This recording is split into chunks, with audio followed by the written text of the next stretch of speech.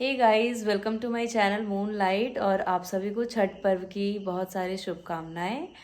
And मेरे साथ मेरी दीदी बैठी हुई है और वो आज जो व्लॉग आएगा उसमें पूरा छठ का हमारा इंक्लूडेड होगा वीडियो सारा, और ये आपको सारा इन्फॉर्मेशन बताएगी। हेलो। बताओ। बिहार में आस्था का महापर्व छठ का आज तीसरा दिन है। तीसरा दिन मतलब अस्ताचलगामी सूर्य को अर्घ्य दिया जाता है। इस पर्व की महानता यही है कि डूबते हुए सूर्य को भी नमस्कार किया जाता है।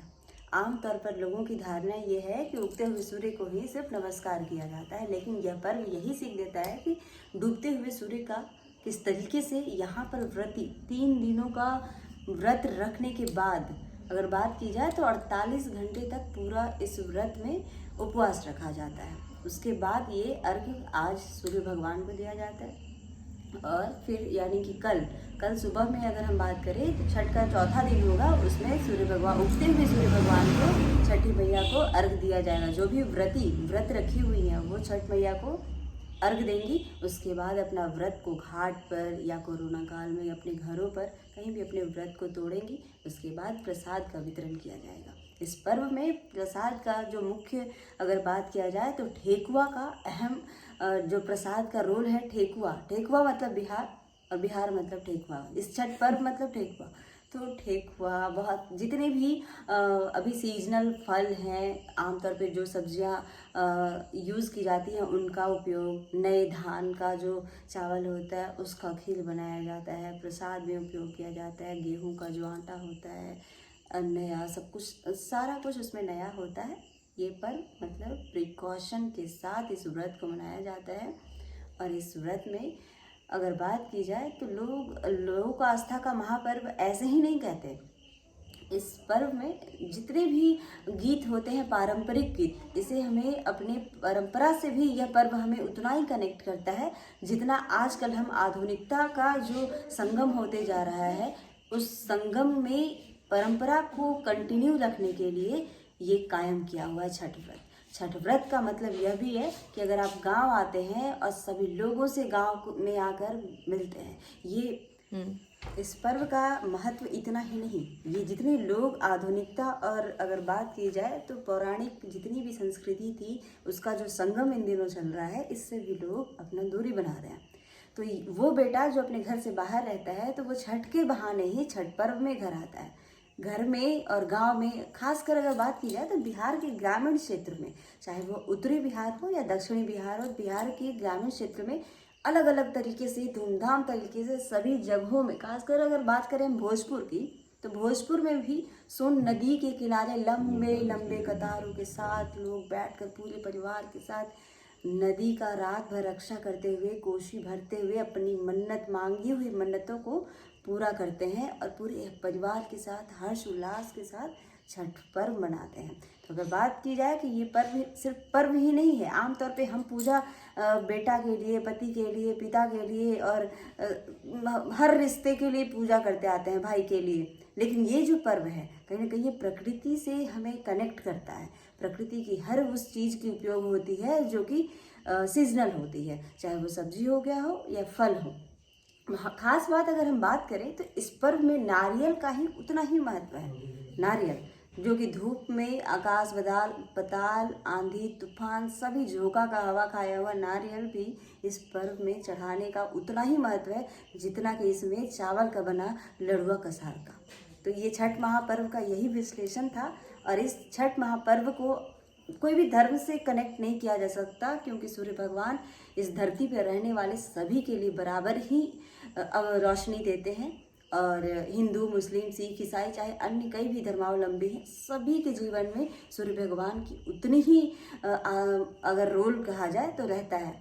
इसलिए ये पर्व अगर बात की जाए तो आए तो इसी कड़ी में हम बिहार में हैं और बिहार में पूरे परिवार के साथ एकदम हर्ष उल्लास के साथ छठ व्रत करते हुए पूरे गांव के छठ तालाब पर अगर बात की जाए तो अगल बगल के जितने आस पड़ोस के गांव वाले लोग भी हैं ना, वो सब आते हैं घाट पर। और सब पर्व करते हुए नहाने के बाद सभी अपने पूरे परिवार के साथ छठ पर्व में चाहे वो छोटा बच्चा हो उसकी मन्नत हो, चाहे वो किसी भी तरह की मन्नत, ढोल नगाड़े जिनके भी मन्नत होते हैं, छठी मैया से जिनका मनोकामना होता है, वो पूरा होने के बाद उस तालाब पर वो धूमधाम से छठ व्रत करते हैं।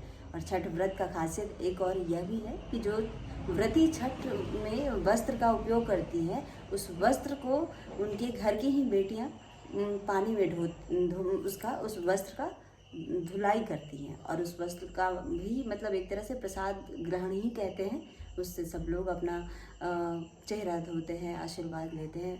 हर तरीके से छठ पर्व में मतलब ये पर्व मतलब प्रिकॉशन ऑफ फेस्टिवल का मतलब ये प्रिकॉशन, मतलब जितना आप परहेज करेंगे ना कि हमें मतलब बचाव करना है। हालांकि आपको बता दें कि इसमें एक गीत भी है, मरबोर सुगवा धनुष से। तो सुगवा क्यों मार खाना चाहता है भाई? कहीं ना कहीं ठेकुआ बनाने के लिए जो गेहूं माताएं छत पर लेकर बैठी होती हैं, तो वो गेहूं को तो सुगवा का यहाँ पर तात्पर्य तोता से कर रहे हैं हम। तो तोता उस गेहूं को जूठा कर देता है। तो जूठा करता है इसलिए इसमें गीत बना है कि एक बच्चा को भी भगवान माफ नहीं करते हैं। इस पर्व में आपसे एक छोटी भी भूल चूक होती है तो उसको माफ़ी नहीं किया जा सकता है।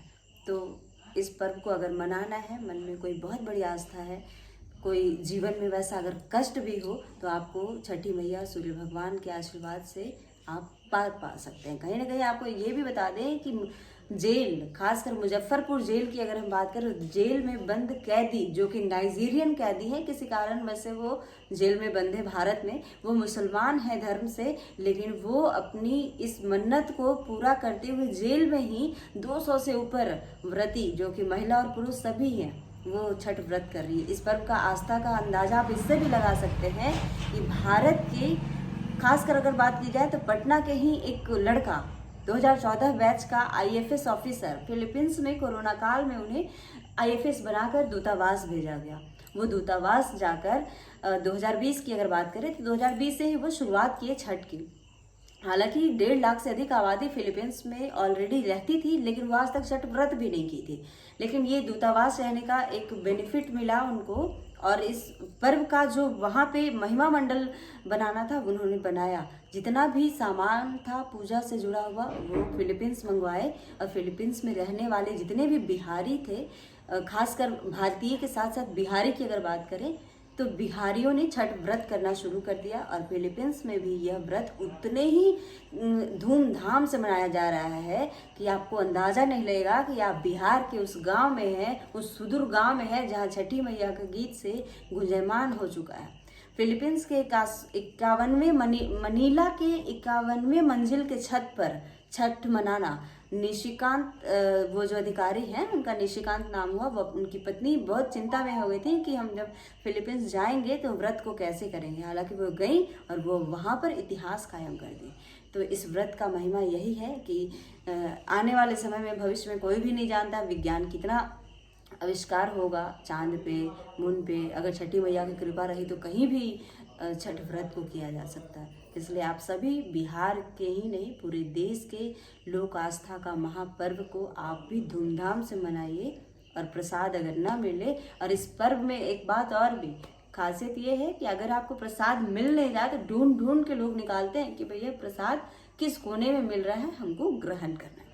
तो आप भी जाइए अपने पड़ोसी से जिनसे बात नहीं भी होता है उनके पास जाइए, प्रसाद मांगिए। ठेकुआ तो लड़ाई बड़ाई कर वर के मांगा जाता है, भैया बिहार का ठेकुआ मतलब बिहार, बिहार मतलब ठेकुआ।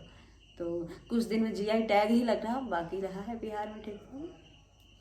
आप भी जाइए, छठ मनाएं। फिर हम अगले वर्ष आपको छठ में यही बिहार का औरंगाबाद ज़िले का कनाप गांव जो कि दाऊदनगर थाना में पड़ता है, तो यहाँ का सूर्य मंदिर का भी नज़ारा हम आपको दिखाएंगे। देखिएगा इस पूरे ब्लॉग में।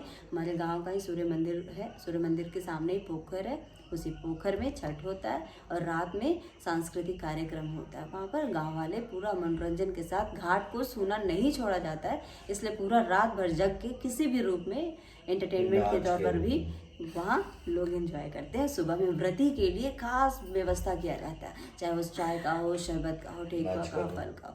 तो आप ऐसे ही जुड़े रहिए द मून लाइट के साथ। चलिए रेवती अंकल और दीदी स्टार्ट। ये हमारे चाचा हैं और ये छठ के बारे में आपको विस्तृत जानकारी देंगे। बताइए रेवती अंकल। हैप्पी छठ पूजा सब लोगों को। यह त्यौहार सदाचार, प्रेम, भक्ति, सूर्य का उपासना करते हैं। आज संध्या अर्घ्य पहला था और हम लोग मनाए।